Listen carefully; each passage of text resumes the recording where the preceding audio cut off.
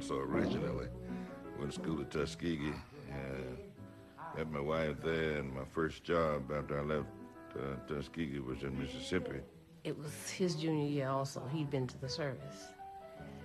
And I walked in with my so-called boyfriend in the lounge where the girls sat. And he was with his girlfriend. And I thought I was looking good, ha, ha, ha. And I just made this suit that I had on. And he said, looks good. Turn around, let me see it. And of course, I didn't have the better sense to do it. But we didn't have anything else to do with each other other than just friendships until my senior year, to our senior year. Well, I always said in a joking manner that I saw her at Tuskegee and felt that I would be a missionary and come to Alabama and help her out. And so I've been helping her out for 46 years now. What I wanted in life for myself was a husband, a house, and some children. So when I met Chris and we did have this child, I was excited. But there was one little conflict. I couldn't leave my mom alone. I had to come back to Birmingham, have the baby in Birmingham with a doctor that I was familiar with. And he didn't like that too hot, but he did consent. Denise was a very charming child, a very lovable child, and a very caring child. I think she spent most of her time trying to do for other children. She had a good group of friends and lived in the community. And a lot of times she would come down to my house. Oh, she loved to come over here because at that time she was an only child. And there were 4 children in this house, and two girls and 2 boys. She couldn't wait to find out what everything was about, see what this is, and know what this person is, and talk to everybody. She was very friendly and seemingly very happy. Very aggressive, very feisty. You know, obviously, when somebody's not around, you tend to praise, sometimes even where praise may not be due, but very inquisitive and very much a leader. She was a very lovable little girl, and I miss her.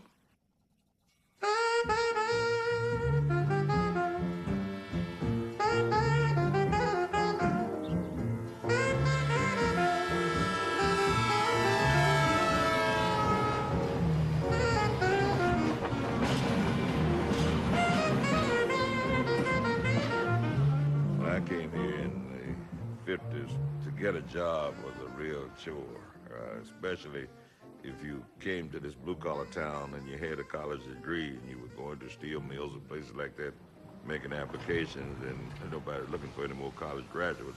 Birmingham's a steel town. Birmingham was built in the late 1800s by the Baron.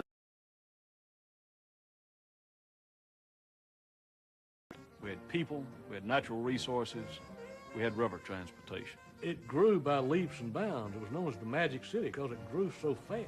But you had people coming in, a laboring class people, a blue-collar town.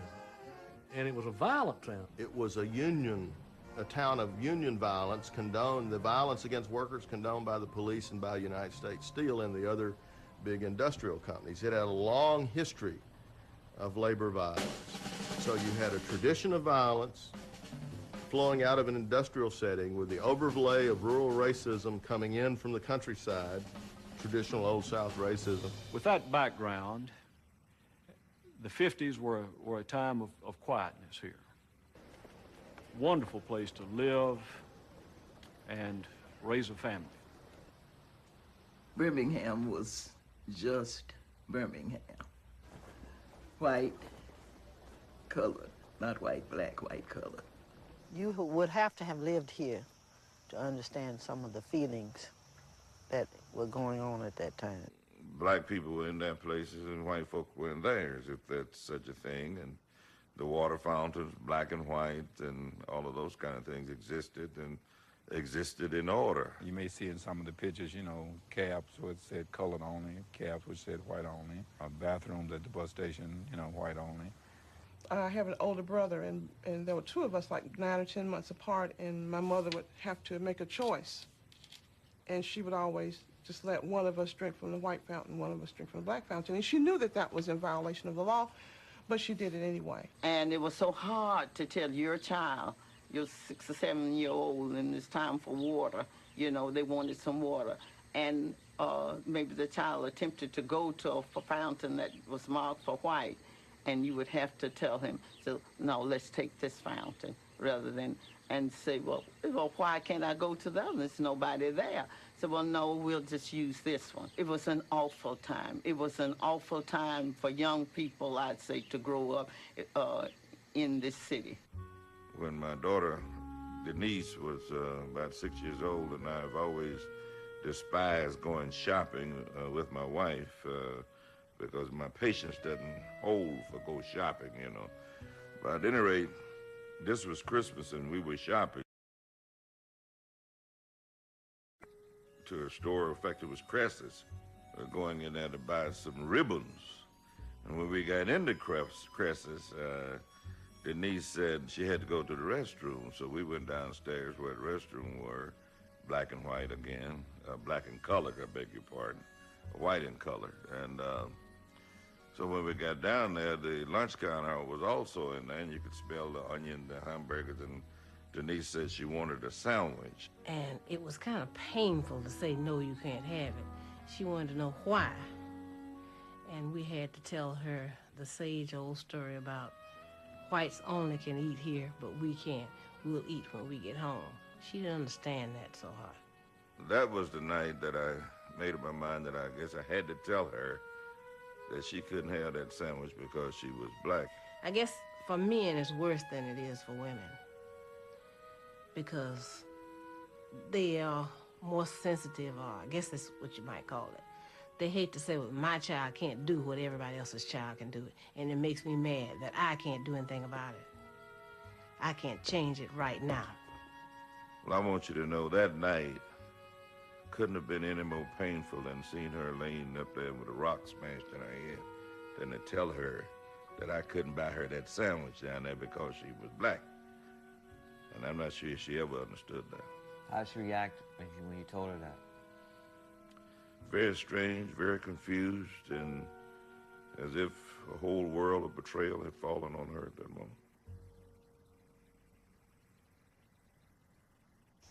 I remember Carol as a very vivacious, lovable 14-year-old, the third child of Alpha and Alvin, and very well loved and taken care of in the family, and quite active in her schoolwork, quite active in her church work. I always remember when she was born, my father telling me that I was standing outside in front of the house with my skates on, announcing to everybody that I had a brand new baby sister, and I was so happy to have a little sister. Carol was a very giving, outgoing person. She had a lot of friends, a lot of friends. She was a beautiful daughter. She was, you know, the average kid growing up. She was smart. She played music. She was a scout, an avid reader. She worked with the library assistance groups in the city and state. She took dances, and she didn't play the piano though. I used to have to take her to the movies, the Saturday movies with me. They were segregated, and we'd have to go upstairs into the balcony. We'd sit and we'd throw popcorn and ice. We would throw them down on the white folks. And she always thought that was real funny, you know, but she like knew that we were not supposed to be doing that. And so it was like, I'm gonna tell. She played clarinet in the band at elementary school and high school. She was supposed to play her first game that Monday night after the bomb, and the band was supposed to play. Parker was playing somebody, I've forgotten who. This is her last sash with the badges. She was a member at that time of Troop 264, and those were the badges that she had earned, you know, in the process. But she had had been a scout all along from Brownie on up. This Bible she had in her pocketbook, you know, day of the bombing. When we got it, it was said dirt, grit, dirt, and part of this was torn out. But for a long time, I kept it in my pocketbook, but I've taken it out now, and I put it up and look at it every now and then. In 1949, my last year in college, I went through Birmingham with my boss. I worked in the food service in the school cafeteria, Ernest O'Rourke. And he was telling me on the way down about this section of Birmingham called Dynamite Hill. I said, why do they call it Dynamite Hill? He said, well, it used to be a garbage dump, and they cleared the land and fixed it up, and black people built homes up there, and they're nice homes. He said, and the honkies just bomb them because they resent black folks having good homes. We arrived in Birmingham about 4 o'clock in the afternoon. At 5:30, a bomb went off on Dynamite Hill. Now, that's 1949, and you're going fast forward to 19... Church which served as the headquarters for the movement of change in Birmingham, Alabama, back in the 50s and the 60s. I'm standing at the corner of the church where the house was at that time. Would you care to tell us about the two bombings? The first bombing was in December 1956, Christmas night, when somebody planted 12 sticks of dynamite. The dynamite was placed right here at the corner of the church and would have been the corner of the house. And that's where the head of my bed was, and I was in the bed. You can see the cracks in the wall, but the implosive effects went into the house. So that it blew the wall that was between my head and the dynamite away. The lights went out, and I felt the head of my bed being driven down, and yet I was not afraid. I knew I wouldn't get killed. I knew there was a presence there. Well, at that time, see, there was a lot of bombing going on. Even up where I live. They started up on the hill up on Green Springs at that time. It was only about 11 houses and we were the first black family up there. And they would drive by. In fact, they threw a firebomb into our yard between the houses. And when the problems came, we all had to just run in our closets, or when we would hear the bombings or what have you, but it was just a common thing that was happening. You could be sitting comfortable and the dynamite would go off. One of the interesting parts of that night, and that's a dramatic situation, the house was leaning and you couldn't get out, so in a crowd, instantaneous, this street was filled within, I guess, 2-3 minutes. A big burly policeman came back. This policeman decided to give me some advice. And incidentally, he was a Klansman, because we think at that time about a third of Birmingham policemen either were Klansmen or had Klan affiliation. He said, I really didn't believe that they would go this far. He said, Reverend, I tell you what I'd do if I were you. I'd get out of town as quick as I could. I said, officer, you're not me. You go back and tell your Klan brethren that if God could keep me through this, that the war is on, the battle has just begun, and I'll be around for the duration. We'll make like this is back in the 60s. How old were you back then? At the time, I was 14. You were the same age as Cynthia? The same age. This is the house she was brought up in, right here. We would play all out here. She would have little lawn parties. She was well liked. We had no idea the tragedy that was going to happen, but she lived a normal life. Cynthia was, and this is 30-some years ago, but images. Cynthia could have humor. I remember laughing with Cynthia. She could have jokes. Yeah, I remember that well. She was caring. Some people are carrying someone out. I was younger than my classmates, and I was a fat little young boy. So some people didn't want to be bothered with me. Cynthia would be bothered with me. She would take time, and just be nice to me as a human being. Cynthia Wesley was the daughter of Claude, Mr. and Mrs. Claude Wesley, and he was principal of Lewis School at that time. Cynthia was a delightful young lady. The Wesleys adopted Cynthia when she was quite young, and she grew up in 16th Street Church with them. Cynthia was very involved in church. She was in the choir, and in fact, the Sunday of the bombing on September 15th, Cynthia would have begun her first opportunity as an usher on that Sunday. I was probably closest to Cynthia Wesley. We were in a little club together, and in this club, we had little outfits that matched and hats and so forth, and we had just ordered some new stuff to wear. And in fact, after she was killed, we took what she had ordered to her mom's house and sat and talked to her. On the Sunday morning, the 15th, when Cynthia and the other girls came to Sunday school, I remember my mother telling me how she had chided Cynthia because as she was coming out of the house, she noticed that her slip was hanging.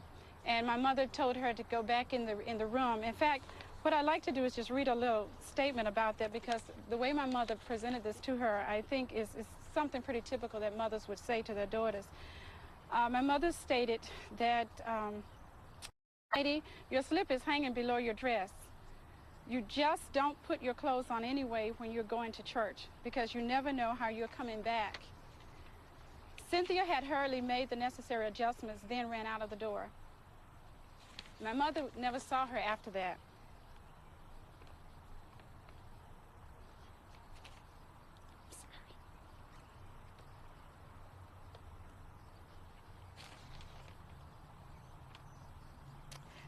My mother said,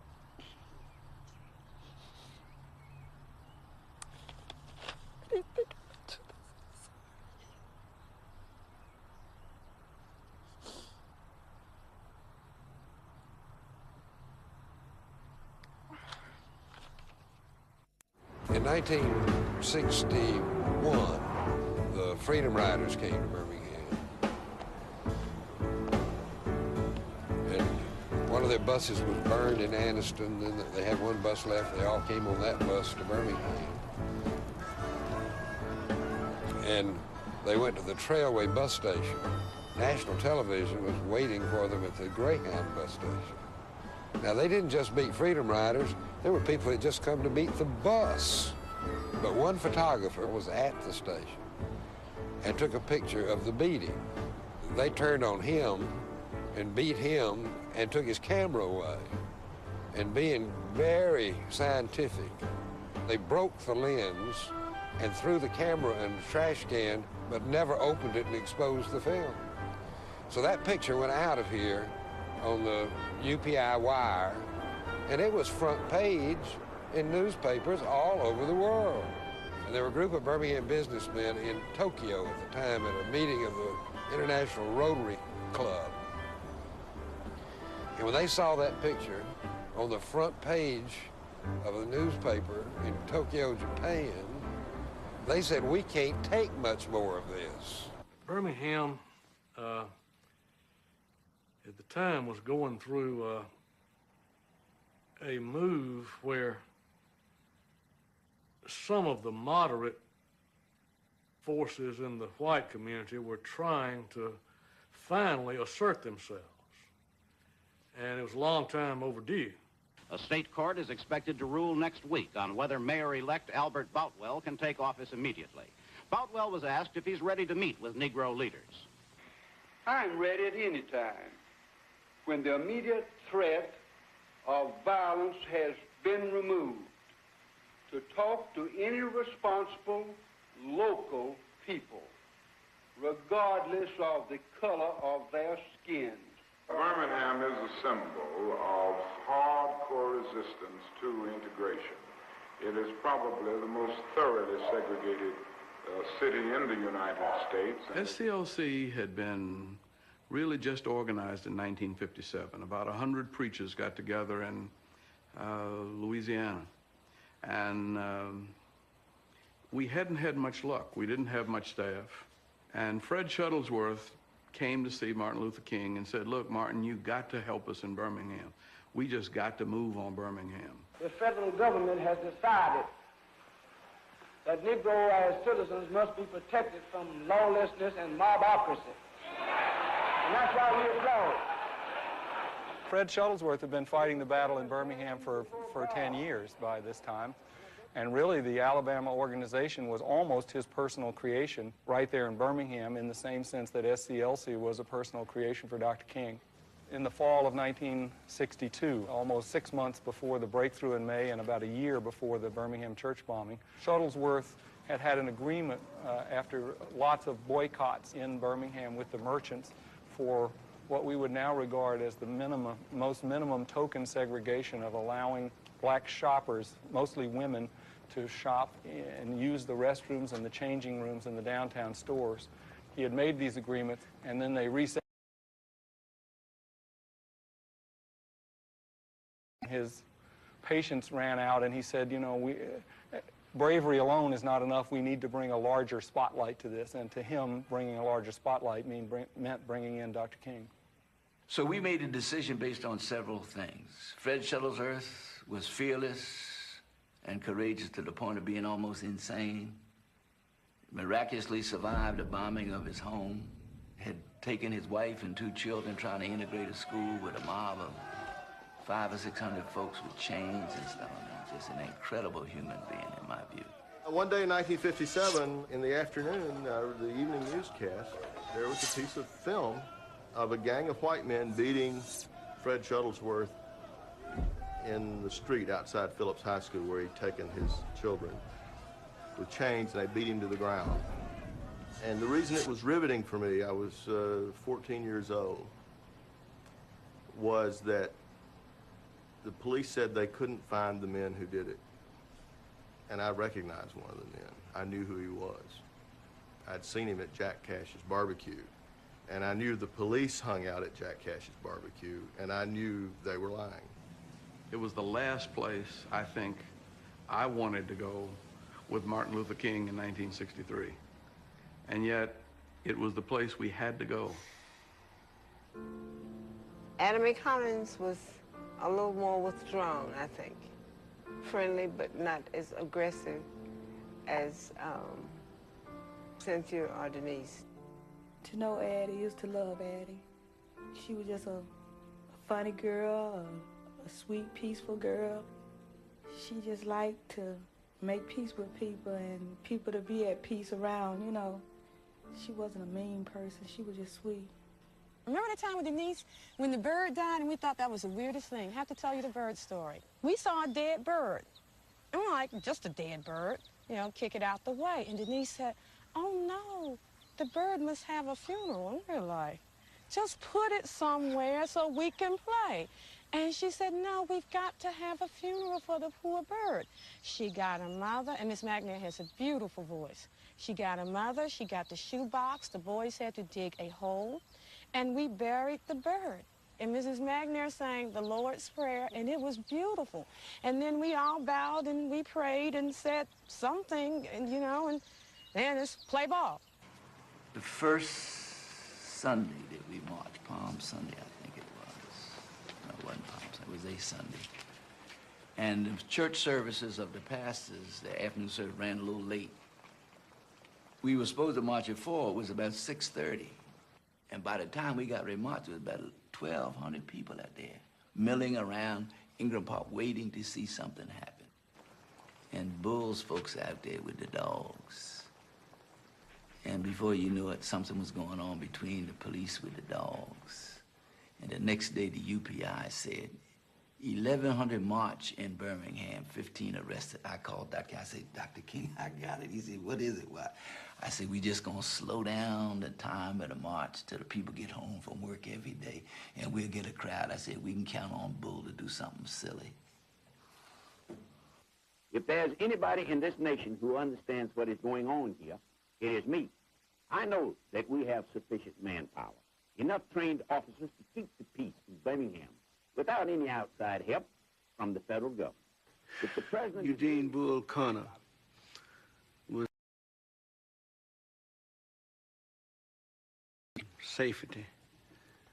It's ironic that safety would be in the hands of a man who was so unsafe, kept people so insecure.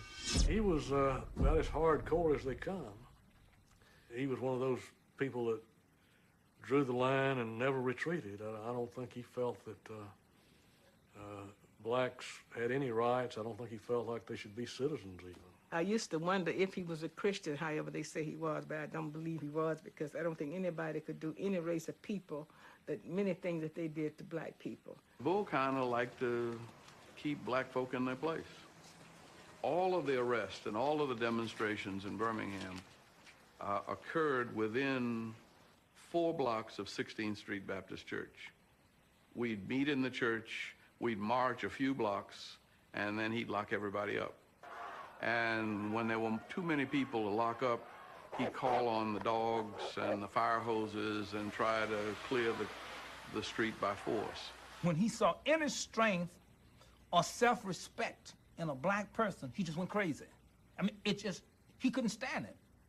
It's like, when you see me, you got to squat. And so if you don't become ingratiating, he just like go crazy. He had a white tank that he would ride through the black neighborhoods and terrorize the people in the neighborhood in his white tank. There was almost no way to talk to him or reason with him. It was his town. It was almost like the Old West, where he was one-man rule. Bull Connor indeed did spit on me. Yes, he did. Now, whether he was just upset and talking as it came, or whether he did it on purpose, I don't know, but he was hating me. What happened was, we went through the training session. They took us over by 16th Street Baptist Church and left from that area, and were able to march. And we marched right up to City Hall. And there was this white man, red-faced man looking mean. And his name was indeed Bull Connor. And he looked at me and he said, and whether he said nigger or nigger, I'm not even sure, but he looked down at me and he said, "What do you want, little nigger?" And I said, "We want our freedom. We want to pray." As soon as I said that, whether he meant to or not, he spat on me. I remember that well. Bull was the manifestation of the perversity upon which segregation depended for its life.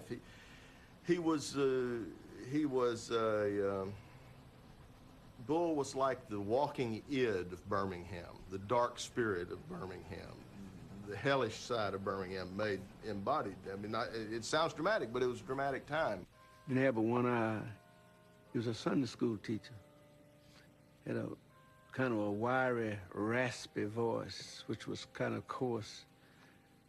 And he was not a large man, but he had a lot of power.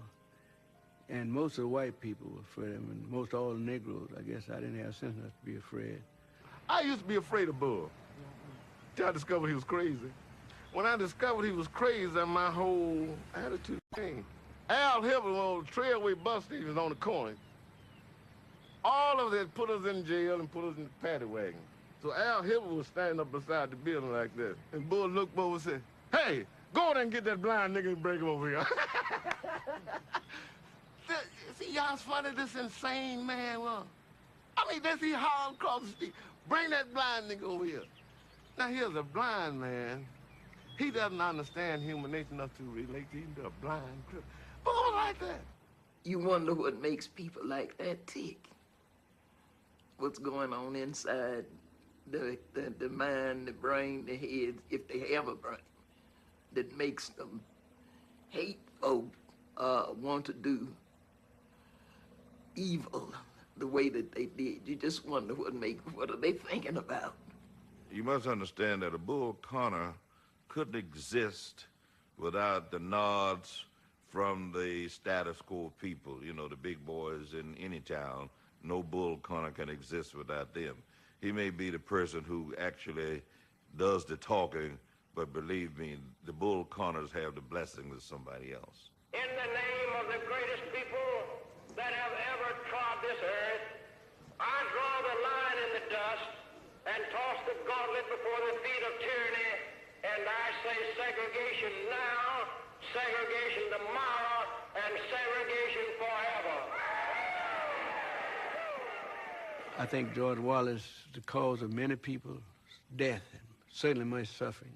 The white people of Birmingham should have been commended by the president for their restraint during the present demonstrations. White people have not been involved, only lawless Negroes. George Wallace was a dynamic expression of the mental derangement of white people. And that, you know, people who are afraid of change and frustration, George Wallace expressed that mental illness. He's dynamic, the best in the business.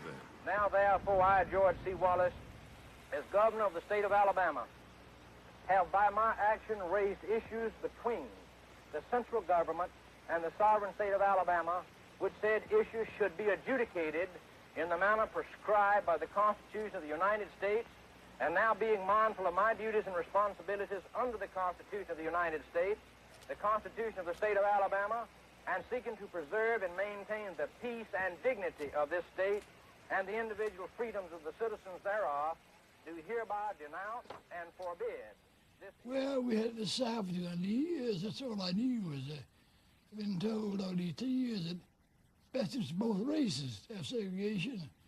The reason I was for it, but best friends, a black friend, also that's my black friend. I wouldn't go anywhere with him. Japan with me, China with me, Europe with me. Wouldn't go anywhere with him. A black man, one of my best friends. Governor Wallace, I take it from that statement that you are going to stand in that door and that you are not going to carry out the orders of this court, and that you are going to resist us from doing so. That's correct. I stand upon the statement. Stand upon that statement. The day in which Governor Wallace stood in the door was a really hot Alabama summer day. And I had, in going down before we got there, I had been interrupted and had a call from Bobby, who said the president wants you to make him look silly. And I said, how do you do that? And he said, I don't know, but you figure it out. So I was nervous about that, and I was hot, and I was irritated at the whole show, at the hundreds of newsmen and cameras, all of this for something that I thought was just plain wrong and silly, and the silly point that he was trying to make. Eddie, go ahead.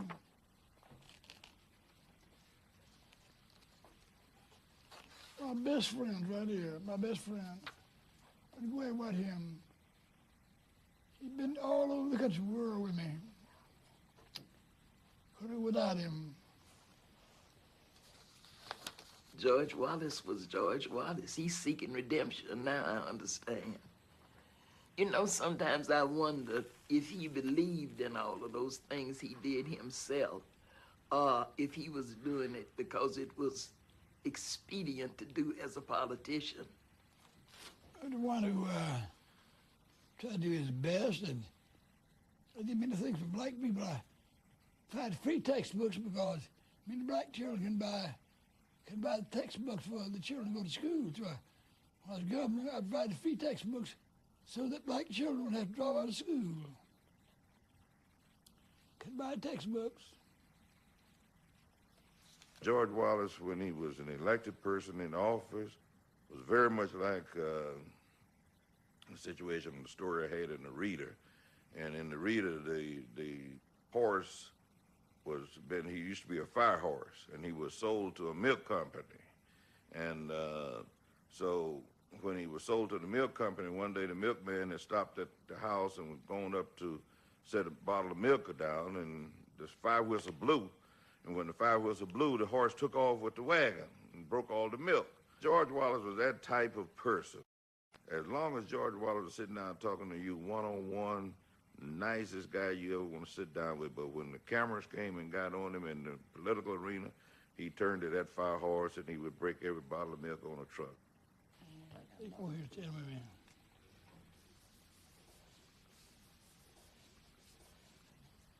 Here's one of my best friends right here. My best friend right here. I've been going with him all the world with me.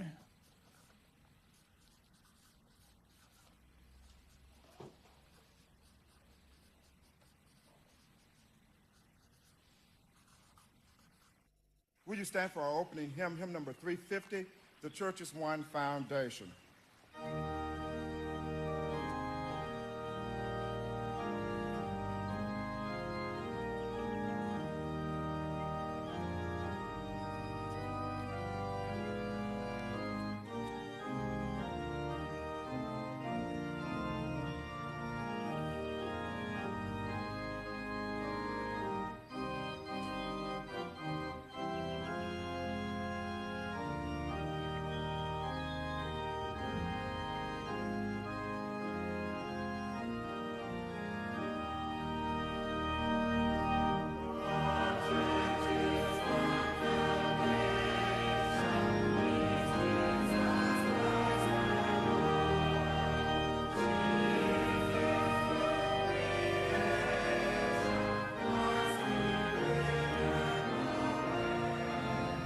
But one of the things you have to have in a movement is a meeting place.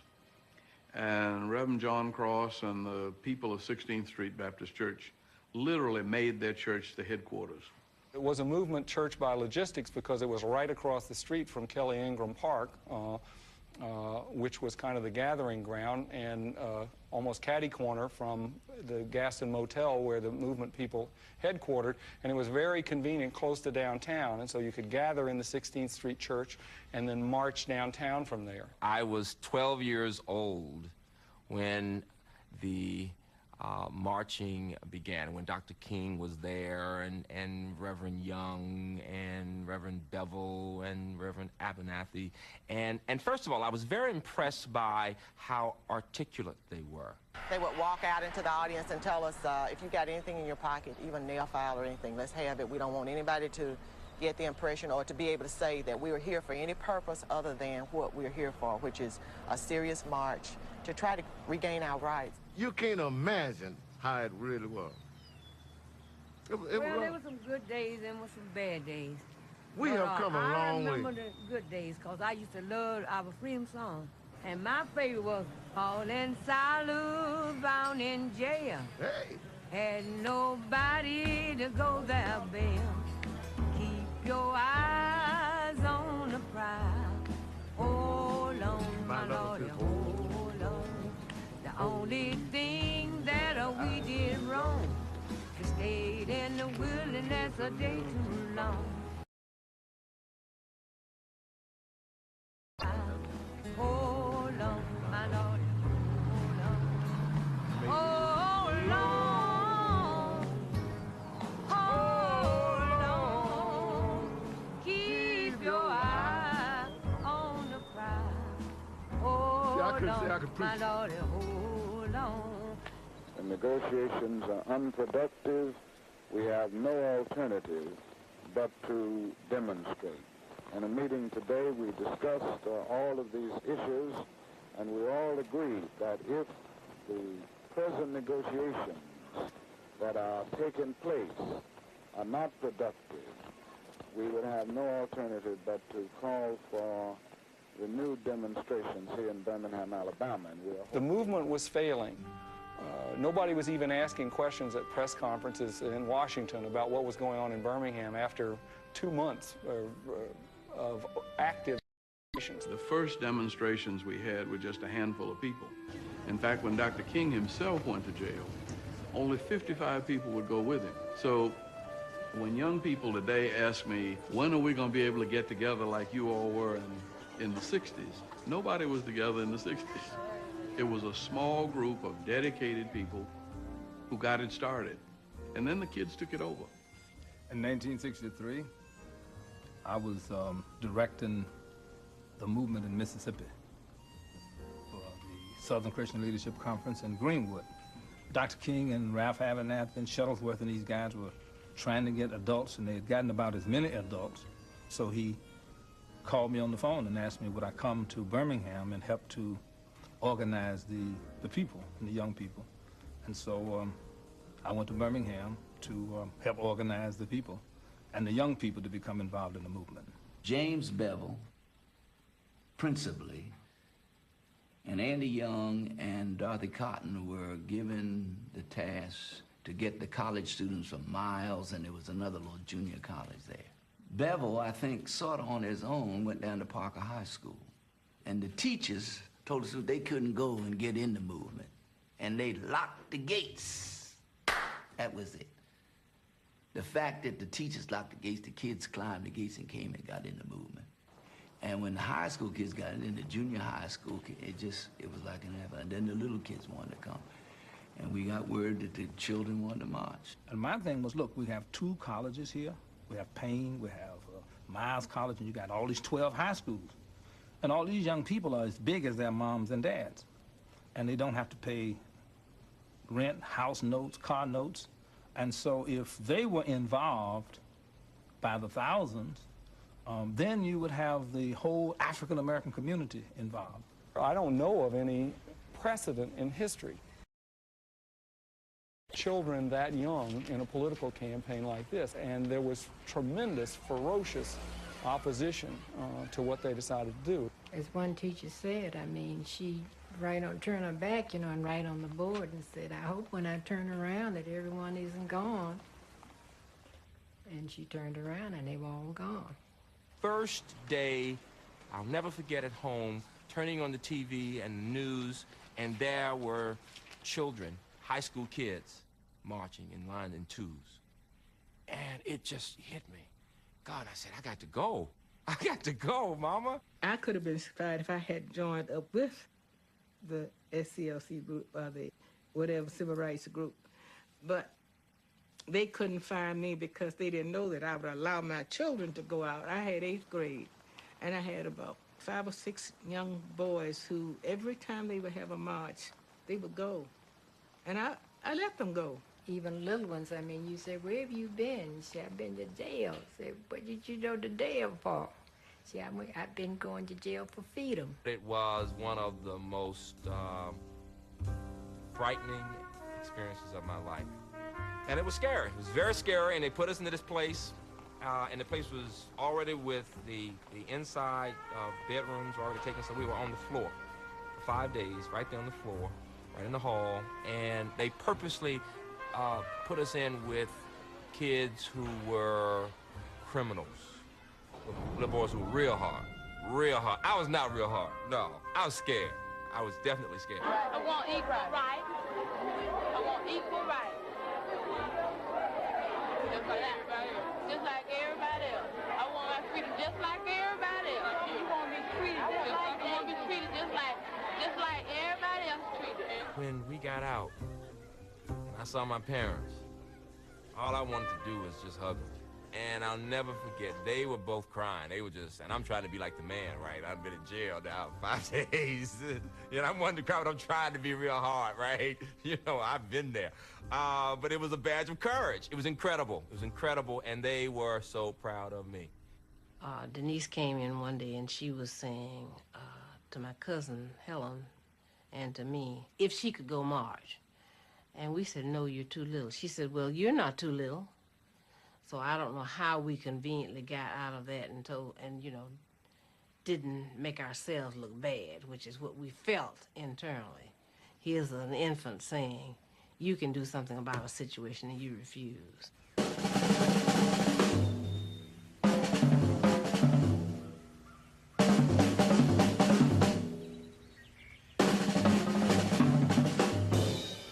Kelly Ingram Park on May 3rd was the turning point in the Birmingham movement.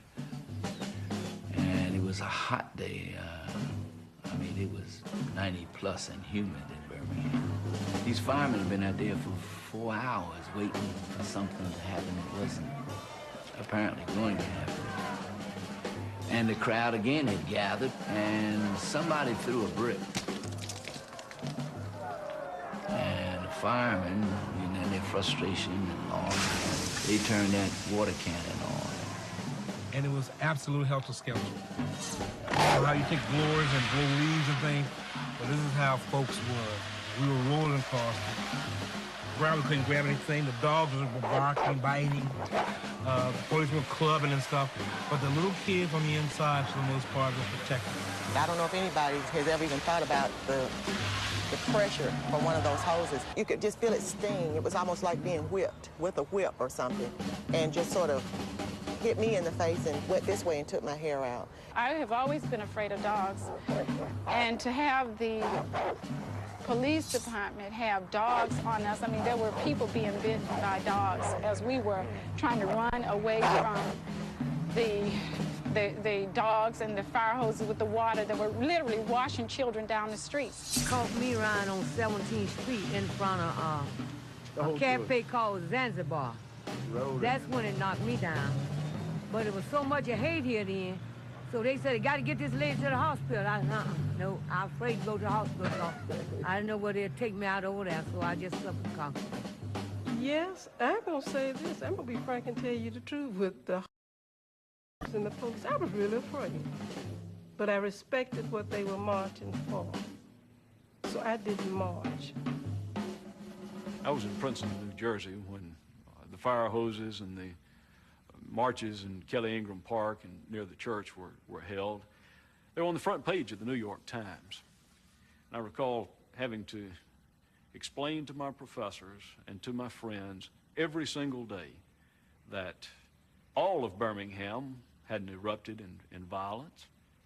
And in fact, it was awfully hard to explain how I didn't really think that fire hoses were the worst thing that could have happened. Certainly compared to firearms, certainly compared to killing and beating. It was devastating because it was just so ugly the way they were doing young people. To think a grown man would sit up and put a fire hose on a child, it was awful. And I didn't like it. I really didn't like it, but, well, as an individual, there was nothing I could do but pray, and I did a lot of that. I think about the people who went through all that back in those days. We did not give them credit for doing it because they fought my battle. I should have been out there. Birmingham, and particularly in the year 1963, when this took place, had become the focal point of the struggle in the South. And it had been a sort of a violent year. In June, Medgar Evers had been killed, but it was also a year of ecstasy and triumph. On August 28th, 250,000 people assembled in Washington, D.C. And those of us in the movement were almost as surprised as we were delighted to see this magnificent thing happen. We felt at the march that at last we had the attention of America, the Congress, the President, and the world. Tell me how we got over. I was angry with Chris during that time because he'd done something that I didn't think was kosher. And so I'm walking around glaring at them, both of them, because seemingly in my mind, they're you know, infringing on me. My wife, I think, had eaten, and when I came home, evidently she didn't have what I wanted to eat. And I decided I wanted a broiled chicken. And so I proceeded to get a chicken, cut up a chicken, and Denise came up there where I was, and she jumped up on the kitchen counter, and her mother came in the kitchen and looked at her, and Denise looked at me, and I didn't tell her to get off the counter, you know, and if Daddy didn't tell me to move, bye to you. And I just thought that sitting on the counter in the kitchen where you gonna put food, that's a no-no. And so I let her sit up there, and I finished cutting up the chicken, cleaned it, and then seasoned it, and proceeded to broil it, did broil it, and then we ate the chicken, had a good time. To me, and I've often referred to it with my wife in that tone, it was like the Last Supper, and I would imagine it would have been with Christ and his disciples, and I'm serious about this. 2 weeks before the church was bombed, my mother was in the kitchen, and we were getting ready for church and all those things, and she was standing there at the sink, and then she turned around and said to Ray, my oldest brother, Ray, I know you've been going out there, leading those demonstrations, leaving school and going down to Birmingham. I know you've been doing that. He wouldn't deny it. He didn't admit it, but he wouldn't deny it. And she said, but Mama just wants to ask you this. Don't go back into 16th Street Baptist Church, because God has shown me something terrible is going to happen there.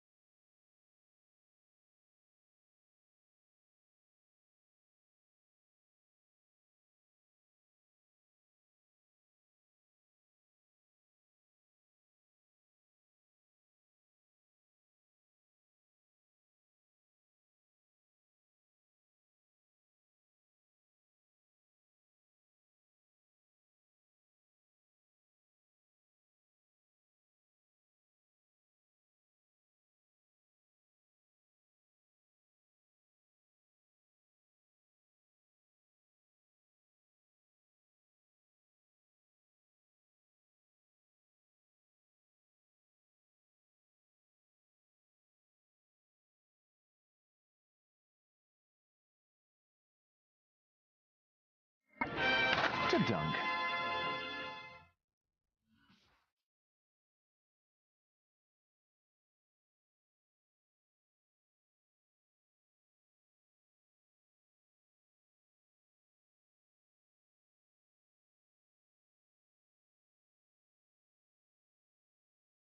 New York, 1,000 breakfasts.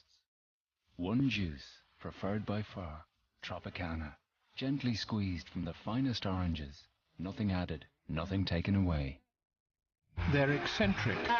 I look upon it really as a kind of male menopause. This is our last big project. They like pigs. The best pork is there. Vesuvius. Don't be so bad-tempered. They gambled a fortune on 500 acres of land. We actually bought it without ever entering the house. With Sebastian, I have to mentally treble any quote he tells me. Join Philippa and Sebastian Wednesdays on Discovery Real Time. So, Dermot, what's so special about Westland's new multi-purpose compost with John Innes? Well, now, it contains the unique West Plus formula. It's great for healthy roots, which means healthy flowers and foliage. And it helps to reduce the impact on the environment, too. Westland, making Britain's gardens healthier.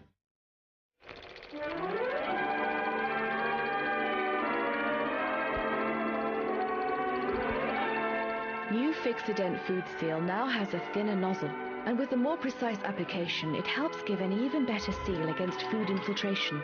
New Fixodent Food Seal, life with more bite. PC McGarry's had a complaint about the noise at Windy Miller's. Gosh, it is noisy. What have you got there, Windy? Oh, Quaker Oat Granola. The super grain goodness of Quaker Oats in a crunchy cereal? That's new. Perhaps PC McGarry might like a bowl. You're in the clear, Windy. He's eating all the evidence. Quaker, we know our crunchy oats. Introducing new Glade Wisp. With an attractive new design, Wisp releases the same amount of wonderful fragrance with every puff. 7 puffs, 245, 506. So the last puff smells as great as the first. New Glade Wisp. Glade, the welcoming scent of home. For fragrance that lasts and lasts. For up to 1 hour. New Air Infusions from Glade. SC Johnson, a family company. You've got to try this. Sainsbury's Taste the Difference beef. Don't have to do much to it. Nice. And then whack it in the oven. When it's ready, just let it rest and do nothing for 20 minutes. So when you carve, it'll be lovely and juicy. Sainsbury's 21-day matured beef. Go on, try something new today.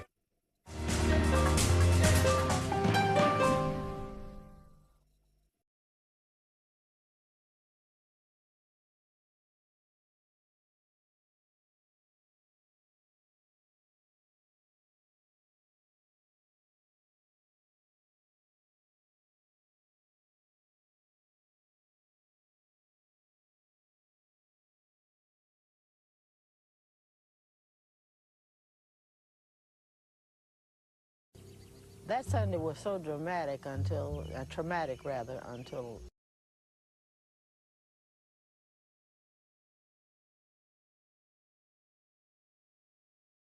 various homes getting ready to go to church. This was the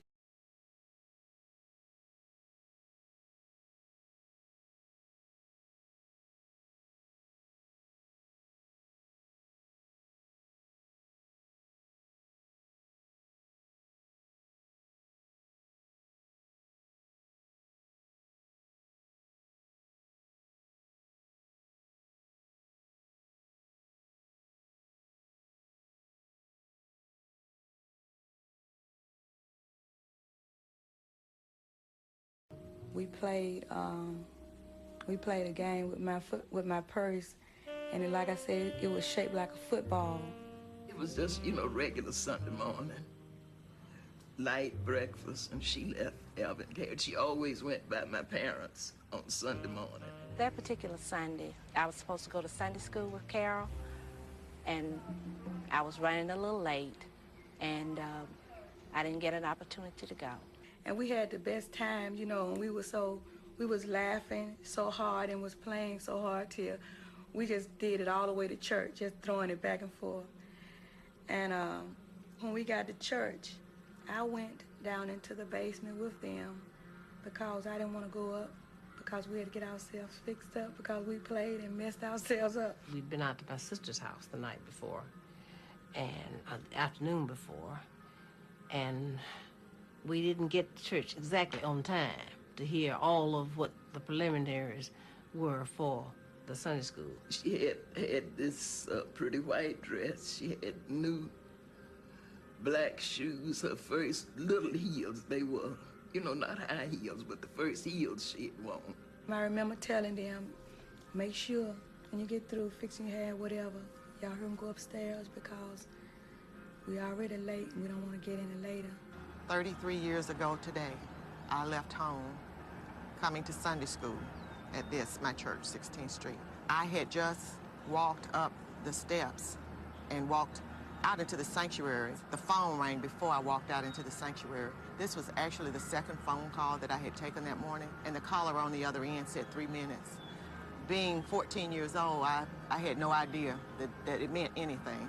When I walked into the church, it was like, you know, the first thing I was looking, I said, it looked strange in here. You know, the feeling that it felt. I even noticed it. It was like, I've never felt this in this church before. It was like a different feeling.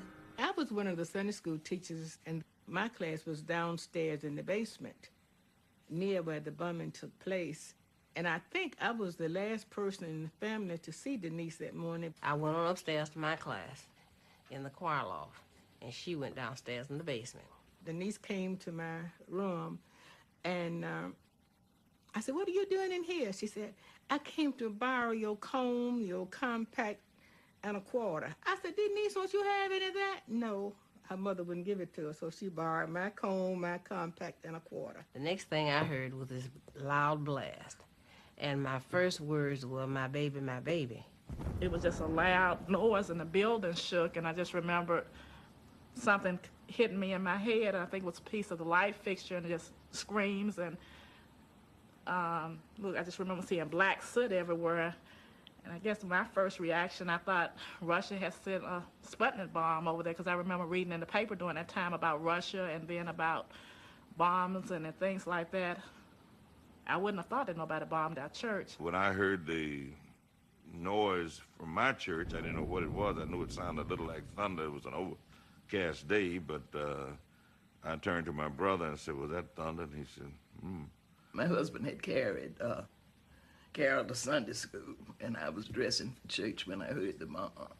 I think I was in the bathroom putting on makeup. My parents and I, my sisters and brothers, we were all sitting down at the table eating breakfast, and the whole house shook. And Birmingham was always known for foundries and blasting and things like this, so when you hear it, sometimes you just think that it's one of the foundries blasting coal, iron, or whatever. And we didn't want to think the worst. Somehow or another, somebody had told our pastor that 16th Street had been bombed. We got the children together and told them to hold hands. We went outside, and when we got outside, all we could see were policemen. And when we got on the outside, going down the steps, it was like I ran into Junie. When I ran into Junie, we was walking back and forth, and finally it struck us that we didn't see Addie and Sarah. You can imagine just how terrible it was for everybody. You know, people were digging in the ashes, you know, and among the rubble trying to find their loved ones. In a few minutes, my wife's cousin, the one we call Mama Helen, lives up the street there, she came by in her car and she said, come on, go with me. He said, we can't find Denise. And I looked everywhere, all over the church, upstairs, downstairs, and everywhere. And I couldn't find my children. I immediately reached down and pulled one of the large concrete blocks away. And there was one of the girls' head I had discovered. God, when I found out that my classmate, Cynthia, was one of them, the first thought was that I saw her as we were leaving school that Friday and we said to each other, "See you Monday." And she said something to me, and I don't remember what it was, but it was something to make me laugh. And we said, just rushing, "See you Monday." But I remember so vividly looking into her eyes. But when did you find out that Carolyn had been in the blast? When my husband and my mother-in-law came in to tell me. Oh, boy. It was awful. They told me, let me see. My husband told me first, yeah, because he got here first. And he was upset. He was the kind of gentleman. He was kind, nice. I guess he just didn't believe anybody would do anything like that. He died not realizing that people do things like that. I'm quite sure that my parents did identify the. All I heard that my sister Junie had identified the body because it had somewhat of an effect left upon her. It was had a really kind of a nervous, like, you know. It really affected her. It was just a devastating experience, and I experienced a lot of panic attacks too. Once upon a time, I was real afraid of being on the inside, outside as well as the inside. Of what? Of anywhere, because the bombing it happened in a church where you normally would feel safe, or you think you were safe, you know, and of all places, you know. That Sunday, when the little girls were killed in the church, my former husband and I, Jim Bevel, were in Edenton, North Carolina. The Southern Christian Leadership Conference was carrying out a voter registration project. And in fact, I was scheduled to preach that Sunday morning. And so when the church blew up, we heard about it before I got to church. And we felt that in order to respect ourselves as an adult man and woman, we could not let little girls be killed. It was like somebody had hit me with hot steel. It was like, and I felt personally insulted because it was like, now they knew these children was using that church, and they really felt insulted because the children have defeated them, right? So it's like they're coming back on the children to say, we will teach you a lesson. And my point is now, we will teach you a lesson. We felt that there were two things that we could do. The first option is that we felt confident that we could find out who was responsible for having killed those girls, and we could make certain that they got killed. That was option one. No, I said, look, I'm going to have to get out of the movement and kill these guys. We are not going to let guys come into the community, blow up our churches, and kill our children. We're not going to do it. The second option was that if blacks in Alabama got the right to vote, they could protect their children. Now that's where this bombing of the church is where the Selma right to vote movement was born. I remember that Sunday very clearly. I'm not sure where I went to church. As I think about it now, I probably took that Sunday off, but I know I got an urgent call from Dr. King. Told me that they had bombed the 16th Street Baptist Church and 4 little girls were dead, and we had to go to Birmingham right away. And I don't know where we met, but I know we had a great deal of conversation about it. Dr. King said that he began to bemoan the fact, he said, they're gonna blame me. He was super sensitive about things like this, and he said, they're gonna say if we had never come to Birmingham, said, we got to go. He said, I dread going, but we got to go.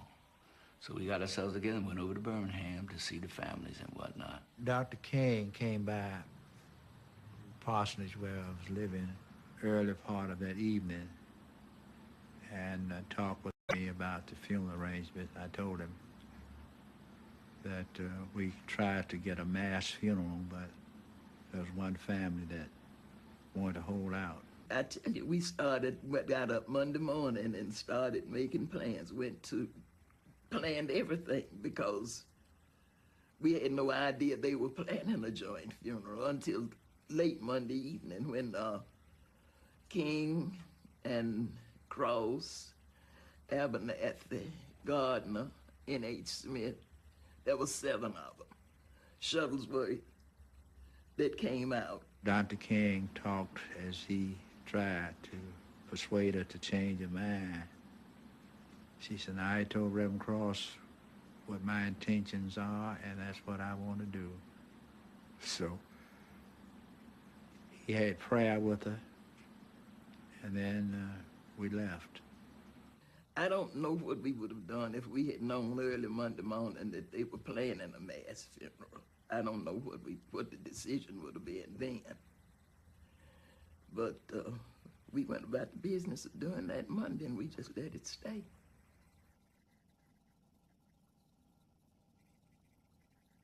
We went downtown, and we picked out, her favorite color was yellow.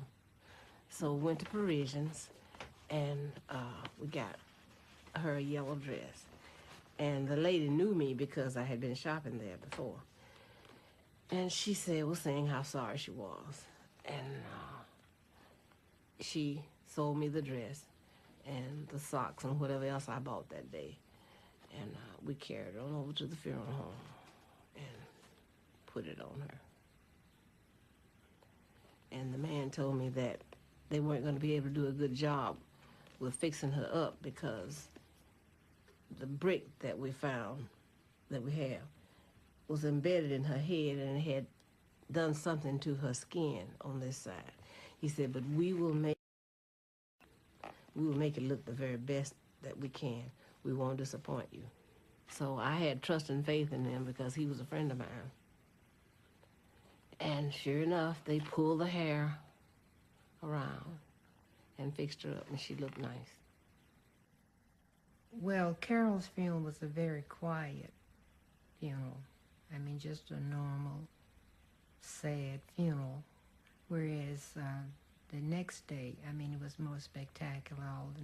But the news, and they were there from everywhere.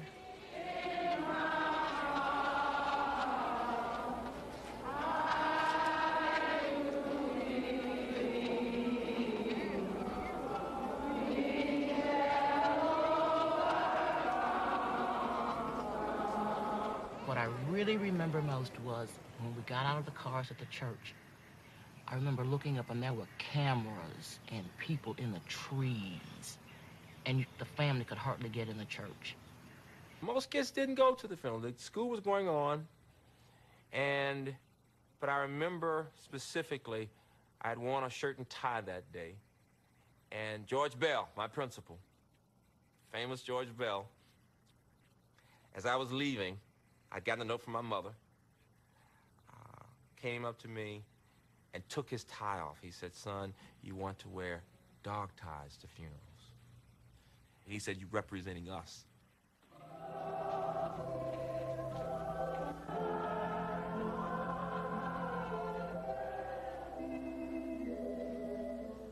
And then inside the service, Dr. King spoke. And we tried to not cry and listen. There was not a dry eye in the house. And his speaking calmed us. And I think the crying helped. I remember Martin Luther King when he was there, but I can't remember everything that he said because you are so hurt. You seeing 3 casts around the church, around the front part of the church, and you know one of your sister in one of those casts. You can't really listen. The only thing you can do is feel, and that was just nothing but hurt that I felt. And at some point, he said something about life is hard, or life is as hard as steel. Things you remember, the 3 coffins, this group of hundreds of black and white ministers and others, famous people. But life is as hard as steel. Not an exact quote, but he said that. That was the point. I'll never forget that. The service was sad, but it wasn't morbid. But it was just such a tender moment, but at the same time, it was such a sad moment because the realization was these little girls would never get a chance to realize life because of some person's decision to make them maybe the victims of why the movement should stop.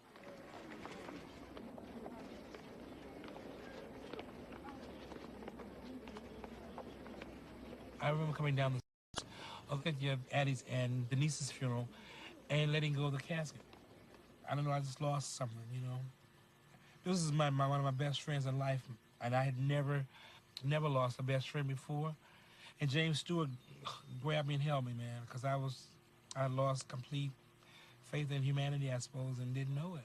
I remember being very, very, very uptight and just overwhelmed by something. And the next thing I knew, somebody was saying, "You passed out at the cemetery." Dear Mr. and Mrs. McNair, here in the midst of the Christmas season, my thoughts have turned to you. This has been a difficult year for you. The coming of Christmas, when the family bonds are normally more closely knit, makes the loss you have sustained even more painful.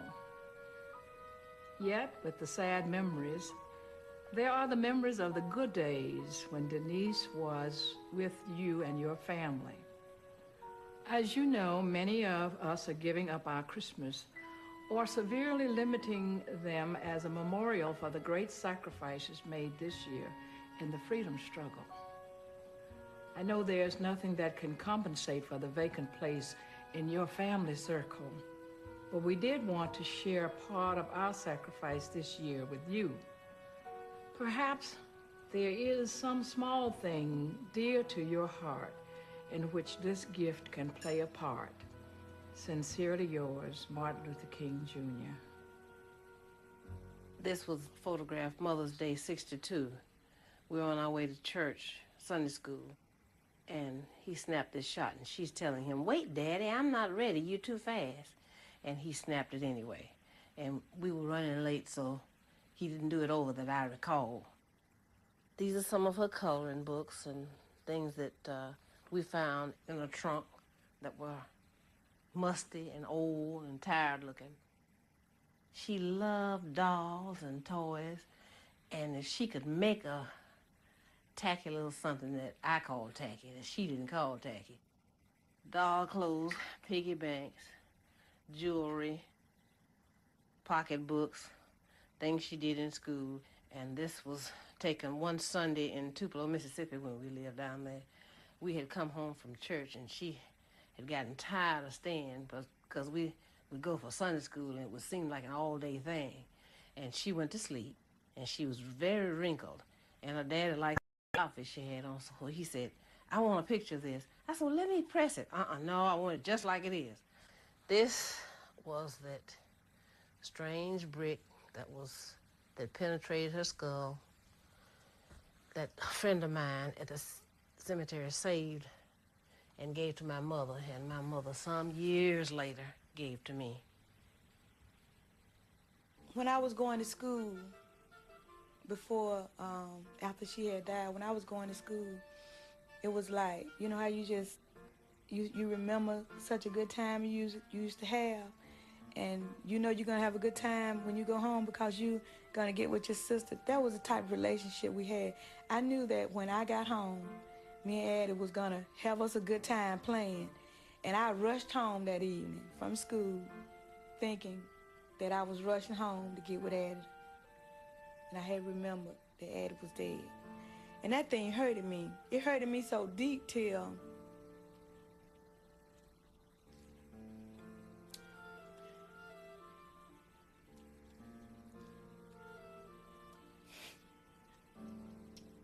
It's not easy because we have put so much of this behind us and we don't remember.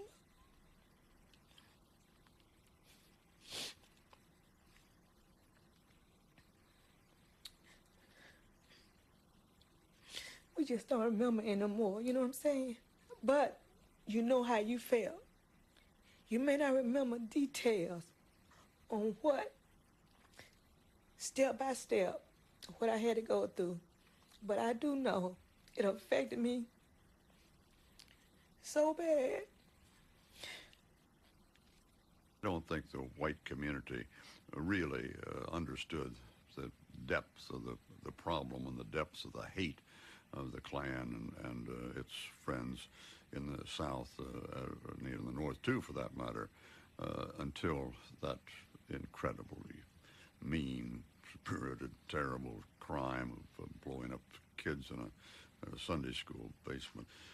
Up to that time, I think was looked at primarily as an interesting kind of a social development that would come along somehow or other in the generations to come. At that moment that bomb went off and those 4 little girls were blasted and buried in the debris of the church, America understood the real nature of the hate that was preventing integration, particularly in the South, but also throughout America. This was the awakening. I think that incident, as tragic as it was, convinced white America more than anything else why there had to be a Birmingham confrontation and why there needed to be a Martin Luther King on the issue of race. The bombing of the churches in Birmingham with the death of the little girls was just an act of terrorism in my judgment, and those are the many ways, as we know today, the hardest ones to resolve and the cruelest, because they don't care who it is that gets killed, as long as there's some symbolism in what they're doing. It just seemed pointless. It wasn't gonna stop the movement. It just took the lives of 4 beautiful, innocent little girls. 4 lovely children. Today could have been Spelman graduates, Harvard graduates, could have been doing things in their community, could have been wonderful doctors, lawyers, or just plain hardworking people.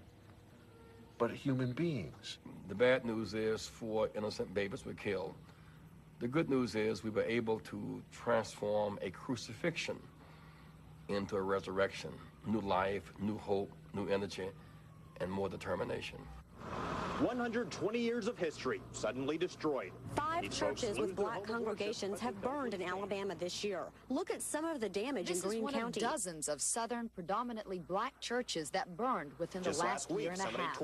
President Clinton now wants to know if the fires are racially motivated. What's painful to me, as we look at the story today, they're burning churches again. I guess more than anything that really bothered me was when I found out how many other churches had burnt since 1994. There were over 22 churches in the South that had burned down. People kept saying that, well, it's not a conspiracy and things like that. But the thing that I believe is that it's a conspiracy of the mind. Once you burn one down, other people are going to burn others down. Now, this was true after the Civil War, when the Ku Klux Klan was organized. They, too, burned black churches. They had symbol where they set the cross of Jesus on fire. They're still doing it, but the result will be the same. We're going to rebuild those churches and make them bigger and stronger. The message has to be clear. You can burn them down, but not faster than we can build them up again. 4 young black girls were killed in the 1963 bombing of the 16th Street Baptist Church in Birmingham. It was one of a series of bombings in the Birmingham area during the late 50s and early 60s, and it was never solved. Last month, the grand jury began a new investigation of the bombings and yesterday indicted 2 men. One was Robert Chambliss of Birmingham, a former Ku Klux Klan member. Chambliss, jailed last night, is being held without bond on 4 counts of first-degree murder. I think that Bob Chambliss was responsible for more evil than any other human being in the history of this county, maybe this state. I'm not going to say he's the most evil man, because who am I to judge, but he was responsible for more evil because he, by himself, was responsible for nearly all the bombings that happened in Birmingham during the 40s, 50s, 60s. His nickname was Dynamite Bob, and instead of being scared or worried or concerned, he was proud of it. He didn't think that the police would ever do anything to him. He'd ever be tried for anything. He wore it like a badge of honor, Dynamite Bob. I saw Chambliss standing on the corner, watching the excitement down at the 16th Street Baptist Church. And I remember saying to myself, he's the firebug that's come back to watch the fire. This is the courtroom where Bob Chambliss was tried for killing 4 little girls at the 16th Street church bombing. The courtroom is arranged exactly as it was at the trial. Bob Chambliss sat here. I sat here. The Attorney General of the state of Alabama, Bill Baxley, sat there during the prosecution. Ever since the day it happened, like I said, I had hoped that someday I could be a part of solving or bringing the people that did that to justice. In fact, this never has been mentioned before, but I got this record shortly after that of Joan Baez, who was one of my favorites.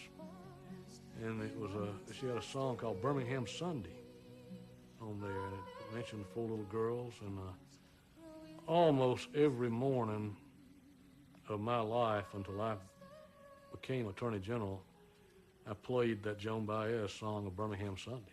In Birmingham, Alabama, the trial of Robert Chambliss, charged with the bombing of a black church in 1963. 4 young girls were killed. The defense finished today, and the case has gone to the jury. In the FBI documents that were submitted from the Birmingham field office in 1964 and 65 to J. Edgar Hoover, 4 men were identified as suspects by the FBI. And according to the FBI, they had informers who said they had gone to the church that night. And they were Bob Chambliss, Tommy Blanton Jr., Bobby Frank Cherry, and Herman Cash. Of those 4, Baxley indicted only Chambliss because he felt he could make the strongest case there. Still, by the time we got to trial, we had evidence that we couldn't use. We had people that wouldn't testify. It was an iffy case to win. And I kind of felt like we might ought to wait, because I still felt like there were people that still might talk. And I knew that if we went to trial and lost, and the case was marginal, then they'd never be solved.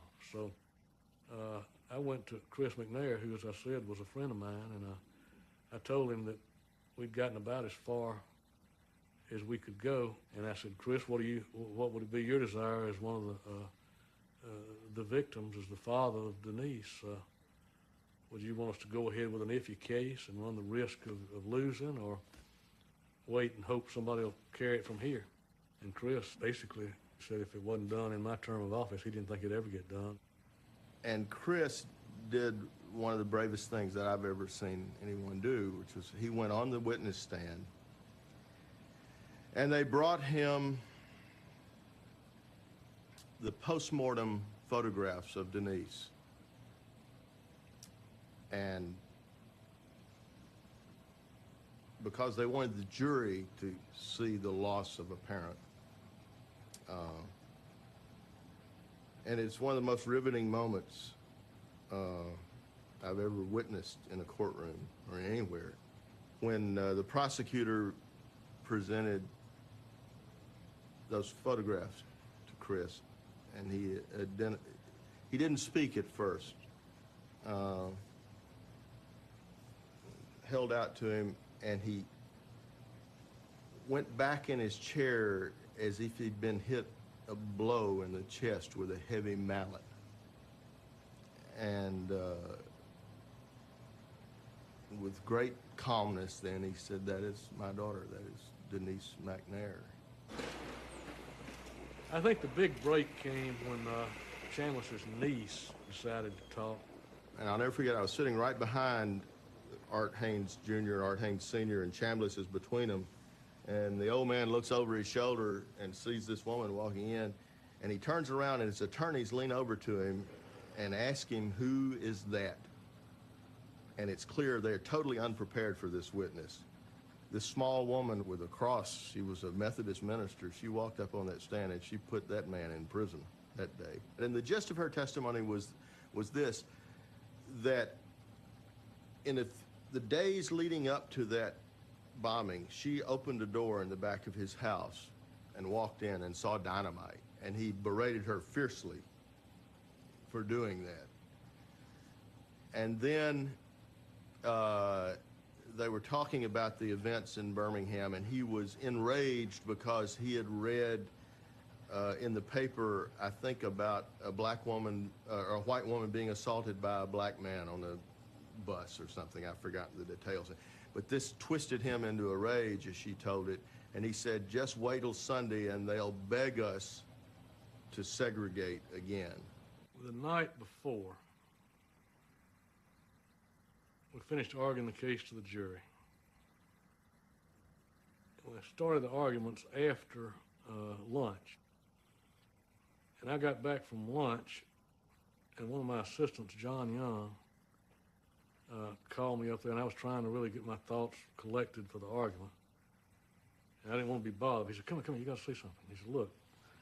And one of the exhibits was the death certificate for Denise McNair.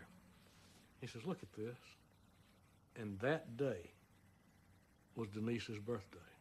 In my final argument, I closed by telling them that by some accident of fate, that this day was Denise's birthday. And I went in that she, had it not been for this act, that there'd probably be a party over at the McNair's house, maybe with some little grandchildren and that bit. And I closed by saying, give Denise a birthday present, bring her killer to justice. It wasn't too long the next morning after the jury came back that they came in, and I was on the phone when the jury came in, and I heard the verdict of guilty. And I just said a prayer of thanksgiving. Chambliss was the most pathological racist I have ever encountered. He was a chilling character. I visited him twice in prison. He named to me 4 other people that he said had planted the bomb, and they were people I knew by name to be associated with the Klan.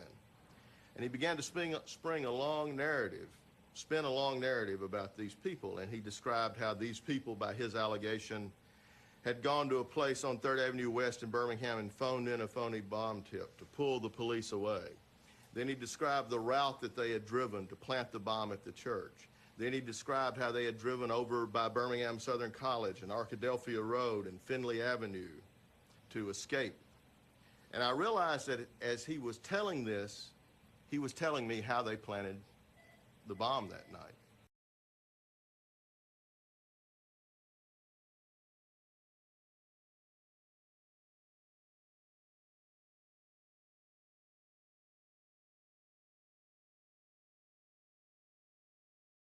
Photograph of Denise, of all the many pictures I have of her. And, well, I would say it's my favorite. Number one, I think it's a good photograph, but I made it with her little camera, her little Brownie camera. And she was sitting in the bed playing with her doll and said, make a picture of me, Daddy. And I took it, and I said, with this camera? Yeah, with my camera. So I did it, and it was flash bulb. And so the distance that I was from her really was too close, but I made the picture because I wanted to fill the frame up pretty good. And when the film was developed, I saw that the negative was way overexposed, and I never worried about it anymore until after she died. And I went back through the negatives, and I saw it again, and I reduced it. And then I made a print of it, and I realized what a jewel I had. It wasn't God that brought the bombing on. A lot of people would think, well, God did this and God did that. Just like it's a a God of good. We have a God of evil too, and it's no part of God, you know. And when we realize that God has our best interests and He has a plan for each one of us, a plan that's good and not for evil, then we can begin to come and receive healing. A friend of mine who's a pastor said, God has a will for everything, Maxine. You just have to go with it. And you can't ask Him why, because He has a divine plan. And you know that. So don't ask. Just go on and do what you know is right to do. I worked hard not to feel anger and hatred, but I did, and I just had to work on it, and I had to kind of keep my spirits up so that I could help my husband to keep his up, and you know, the other folk around me. And we had good friends and family who gave us a lot of support. And I just had to work with it and pray. Did it take a number of years for that to happen, for you to arrive at that? Yes, gradually it came about, because the hating of people wasn't gonna do me any good. It would hurt me worse than it would them. So I think I conquered it. Every now and then it still comes out though. Not hatred, but anger. How does it come out? Well, I don't know, different ways. That's a tricky question. I'm not trying to be Mike Wallace now. Oh, Ed Bradley. Or Ed Bradley. I just want to. Well, I guess it's a question that deserves an answer, I guess. You ask me, how does it come out? Sometimes it comes out in ways that I'm not even conscious of. You know, if you're thinking about something and having the wrong thoughts and something comes up, then anger expresses itself. But that behind me and go on and live.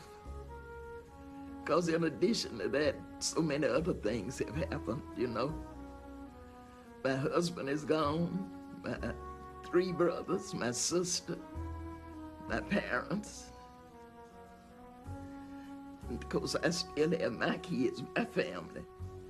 I have 2, a son and a daughter, 3 grandchildren, and 4 great-grandchildren.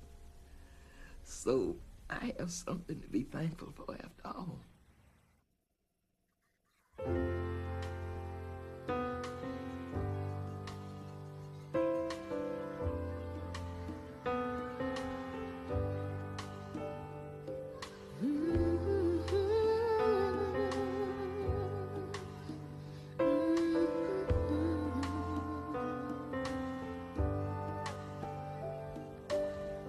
On a sweet September morning in '63, in a quiet Baptist church on 16th Street, children were sitting in Bible class when hooded men threw dynamite through the glass and 4 little girls. 4 little girls lost their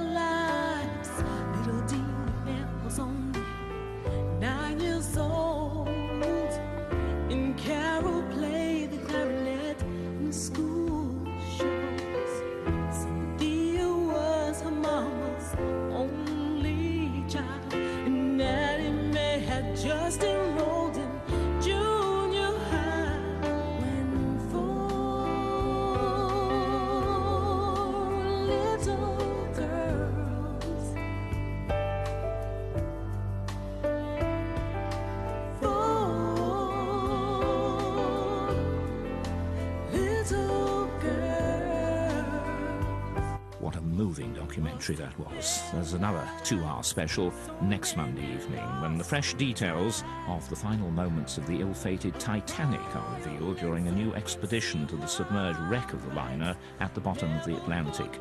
The investigation is led by 2 of the History Channel's deep-sea detectives. That's next Monday evening at 9.